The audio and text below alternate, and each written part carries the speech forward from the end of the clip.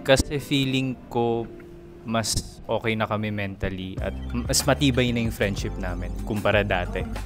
Ako personally feeling ko ito yung pinaka tama yung mental health namin, tama yung discipline namin, and tama yung timing namin kahit culturally na parang magkaroon ulit ng band dito ngayon sa scene. And siguro mas excited ako ngayon kung sino kami ngayon as Four Spades kaysa yun dati.